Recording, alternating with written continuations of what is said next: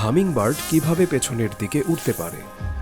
Hummingbird হলো আকাশের Acrobat. তারা সামনের দিকে, পাশের দিকে, এমনকি পেছনের দিকেও উড়তে পারে এবং এক জায়গায় স্থির থেকেও উড়তে পারে। অন্য কোনো পাখি এতটা দক্ষতার সাথে উড়তে পারে না।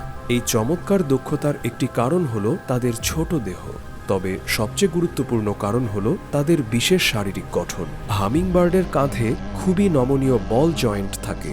এছাড়াও তাদের ডানার উপরের হাড়গুলো খুব ছোট, আর যে হাড়গুলো আমাদের হাত গঠন করে সেগুলো তাদের ক্ষেত্রে অস্বাভাবিকভাবে লম্বা। এমন গঠনের কারণে নিজের ডানাকে প্রায় সব দিকেই নাড়াতে পারে। যখন তারা বাতাসে স্থির থেকে পরম যত্নে মধু পান করে, তখন তারা প্রতি সেকেন্ডে প্রায় ৮০ বার ডানা ঝাপটায়। এই ঝাপটানির শব্দই হলো হাম, যার জন্য তাদের নাম হামিংবার্ড। তাদের উড়ার ধরন কিছুটা পোকামাকড় উড়ার মতো।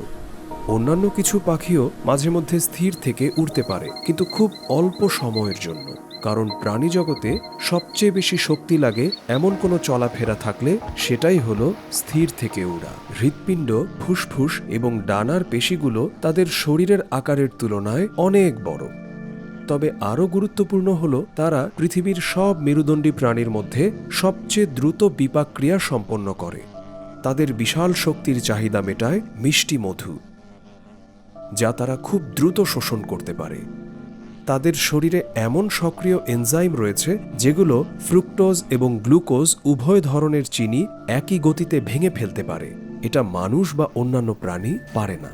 এক গবেষণায় দেখা গেছে এই সক্ষমতা তাদের উড়ার পেশিতে কিভাবে প্রভাব ফেলে।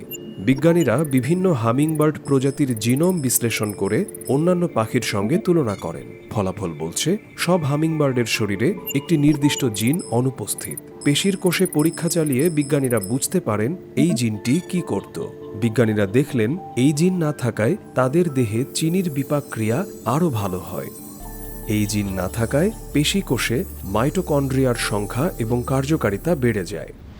মাইটোকন্ড্রিয়া হল কোষের বিদ্যুৎ কেন্দ্র, কারণ এরা শক্তি উৎপাদনে গুরুত্বপূর্ণ ভূমিকা রাখে।